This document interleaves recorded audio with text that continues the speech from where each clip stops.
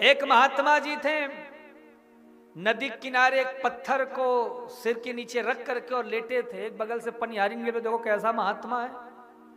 तो गया है महात्मा, लेकिन तकिए का मुंह रखा हुआ है सिर पे। महात्मा जी ने देखा तो पत्थर उठाया सिर से और नदी में फेंक दिए। दूसरी पनिहारी निकले, कैसा महात्मा है, जरा सी बात में गुस्सा हो जाता है। महात्मा जी बोले बड़ी मुश्किल है।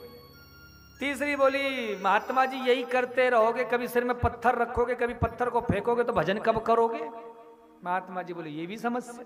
इतने में चौथी आई, बोली महाराज ये नदी के किनारे पानी भरने वाले दिन भर आते रहते हैं और जो आएगा कुछ ना कुछ कह के जाएगा, और इन सब झंझटों में क्यों पड़े हो, ये सबको छोड़ो, अपनी मस्ती में मस्त रहो। इसीलिए साधक कहता है, मैं भी जग से हार के आया, मैं भी जग से हार के आया, थाम ले मेरा हाथ।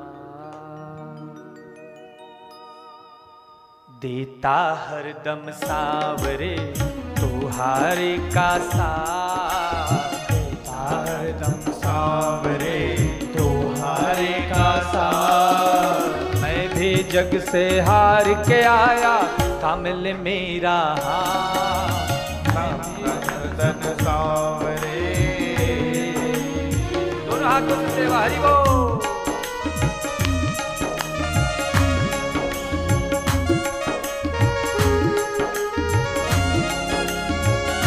हारे के सहारे की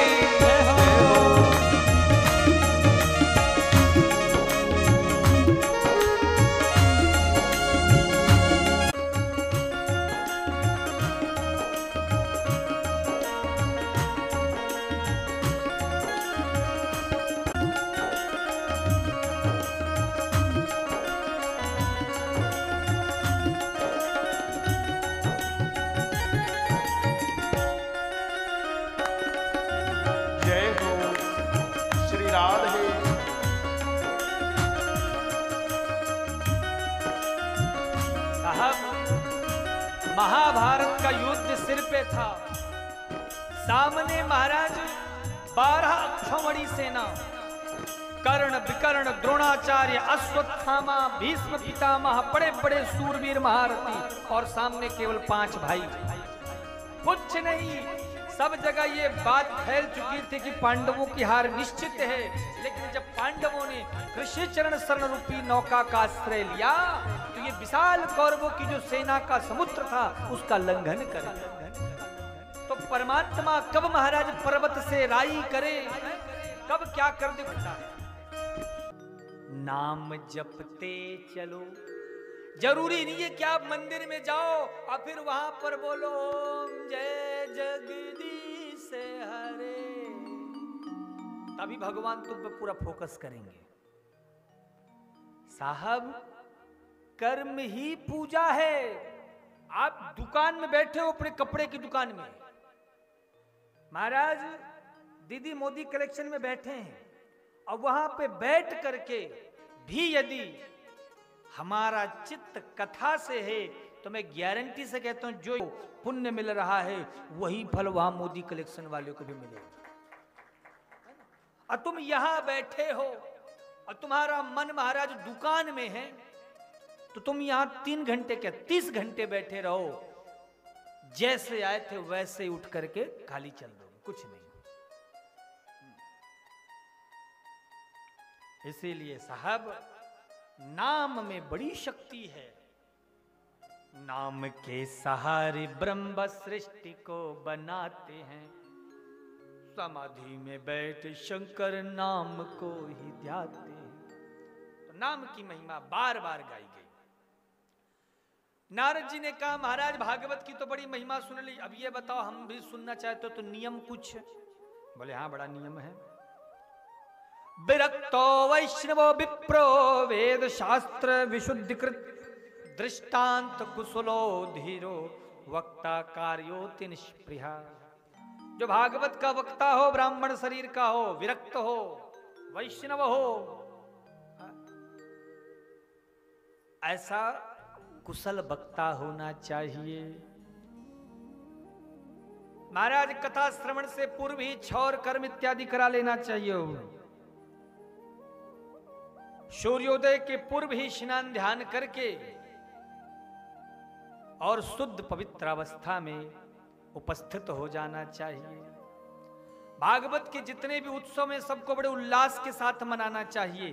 भागवत जी में तो लिखा है कि कथा में कैसे उत्साह हो, कैसे उत्सव मनाना चाहिए। तो भागवत जी बताती हैं किस तरह का उत्सव होना चाहिए।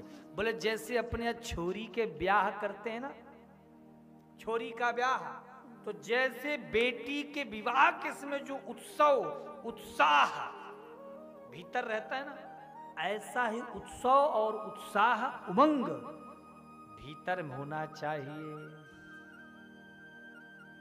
भागवत की कथा 7 दिनों तक घृतम पानम पयः पानम, केवल दूध दही घी पी करके सुनो। बोले महाराज हो गई कथा।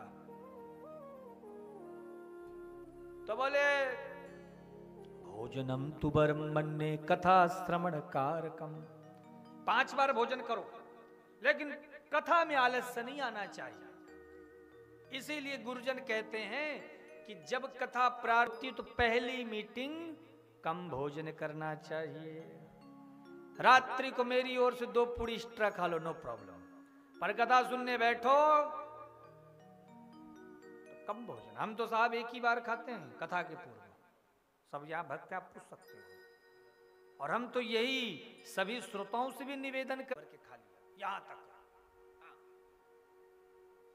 पोहा भी इसी के अंदर, रबड़ी भी इसी के अंदर, छेना भी इसी के अंदर, ढोकला इडली सांभर सब इसी के अंदर। अब अभी यहां से थोड़ा ही कम हुआ था कि 2 बजे फिर महाराज पनीर राजमा ये सब है, तो थोड़ा बहुत जो जगह थी वो भी फुल। अब कथा में बैठे हैं कथा सुनने के लिए, लेकिन कथा में बैठे तो हैं साहब, लेकिन बार बार मुंह में जो स्वाद है वो कभी ढोकले का आ रहा है, कभी इडली का आ रहा है, कभी पोहा का आ रहा है, कभी पकौड़ी का आ रहा है। तो बोलो कथा में मन लगेगा? नहीं लग सकता। इसलिए एक बार करो भोजन, पर जितना करो इतना हो सके कि तुम प्रातः काल से लेकर सायं कालीन तक शरीर तुम्हारा चल सके। साहब एक घटना मैं आपको बताता हूं। एक चित्रकूट में बड़े सिद्ध संत रहते थे। अब उनका शरीर शांत हो गया है।